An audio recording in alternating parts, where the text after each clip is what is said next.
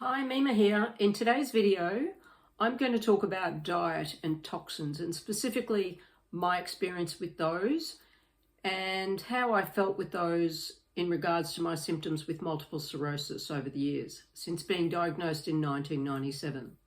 I'm not a doctor, so please don't take any of this as medical advice. I'm really just talking about my experience in the hope that anyone else who has multiple sclerosis, maybe they may relate or it may help somebody.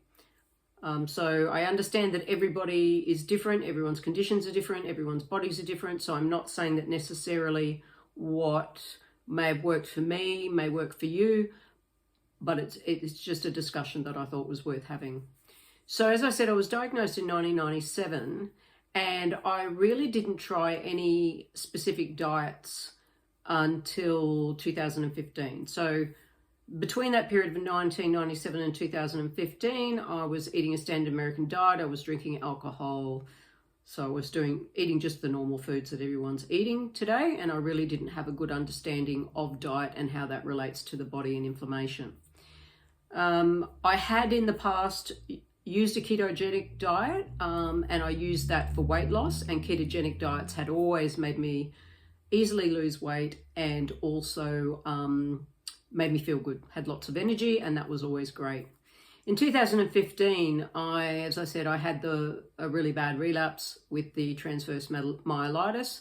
And when coming out of hospital, I was then needing to walk using a cane. I was very fatigued and I couldn't walk very far with just using the cane. So for longer distances, I require a wheelchair. Even now, I still use a cane when walking, and I still do use a wheelchair for any specific distances at all.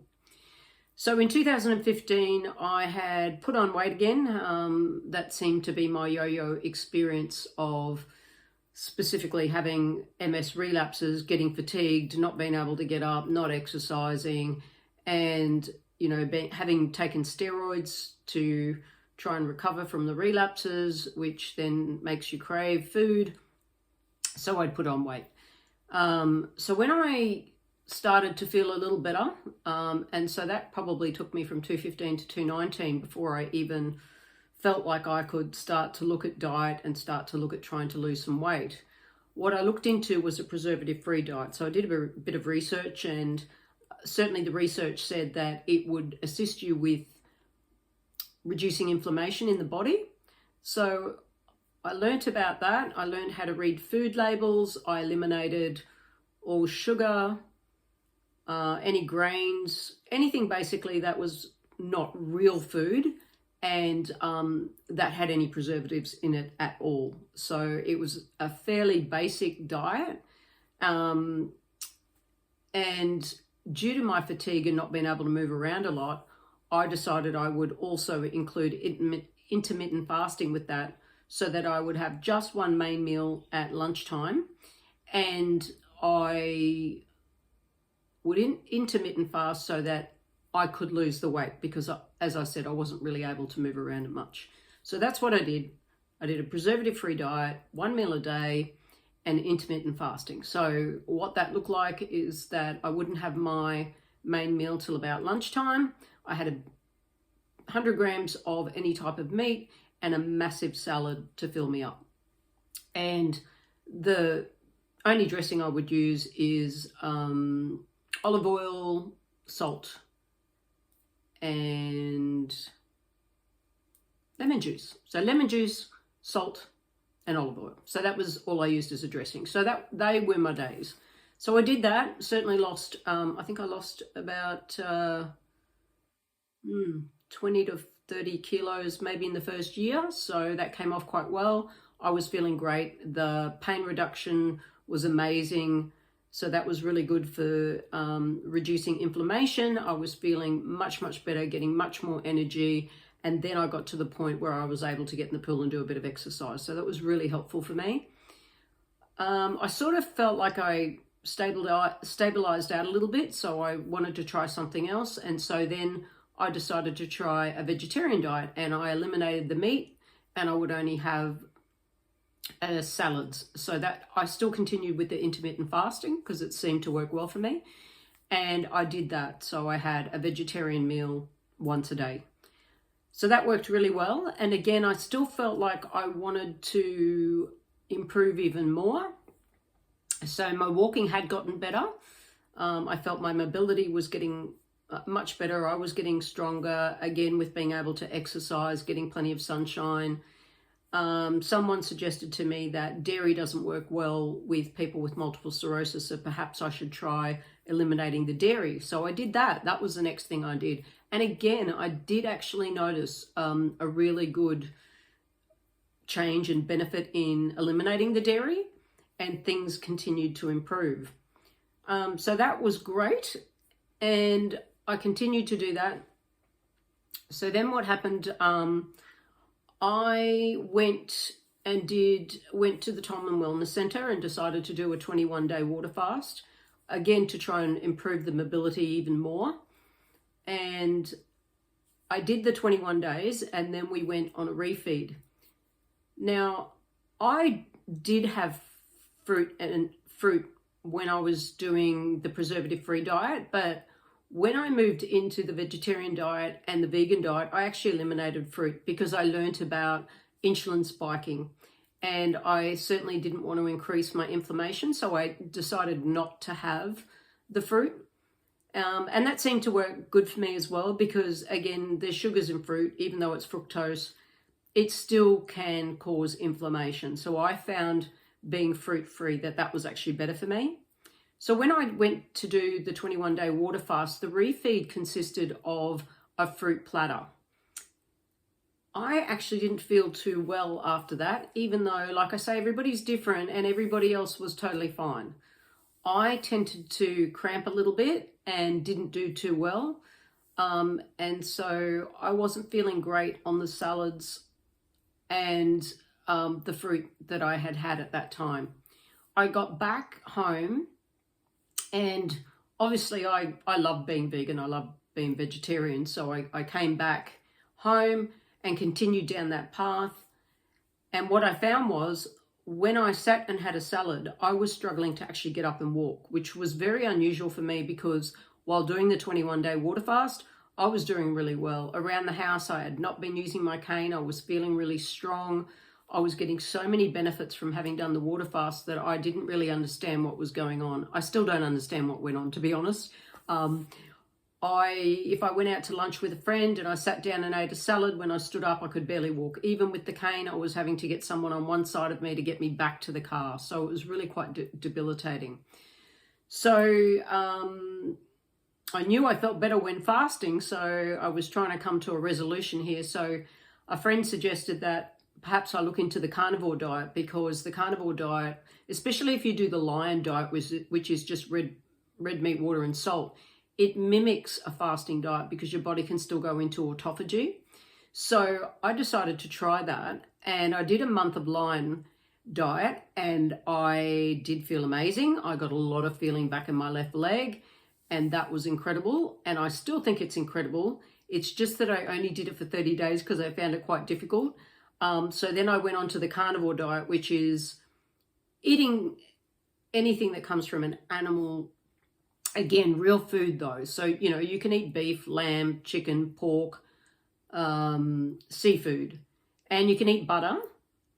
But you certainly don't have any seed oils, and I would never recommend any of that to anyone, seed oils. If there's anything that you can do for your diet, what I would do is I would recommend that you take all seed oils out of your diet.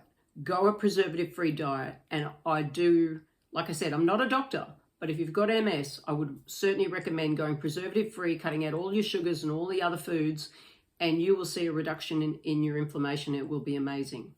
So currently today, just to finish off on the dietary stuff, I am still on a carnivore diet. I don't eat pork, but that's by choice.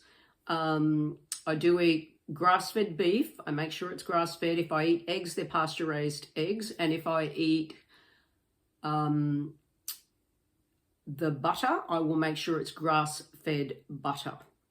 I do have coffee. Not all carnivores do, but I have a mycotoxin-free coffee. So it's a good brand of coffee that I do drink. I would like to go back to the lion diet because I think that's where the benefits are and that's where the healings are long term. And I will definitely do that and I can always report back and let you know how I go. I'll give myself another month and then I'll tell you what comes out of that. But for now, the carnivore diet's working for me, and that's what I'm going to stick to. I have noticed weight-wise, I put on 6 kilos. But in saying that, everyone says that I tend to look healthy, and I have noticed that my strength has greatly improved. So for me, I personally believe that that's what I need at this time. I think I probably I deprived my body too much of protein. And so for me, I feel that that's what I need at this point in time. So at this stage, I'm going to continue with the carnivore diet and only eat those foods, and I will see how things go. And like I say, I can keep you updated down the track. Now, just to move on a little bit about toxins, I won't speak too much about them at this point because I might actually do a separate video down the track just to talk a bit more about those for you.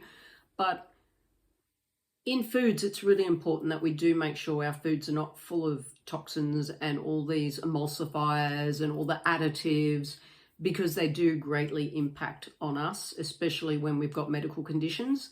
And I find if I eat something that has got preservatives in it, I can feel it immediately.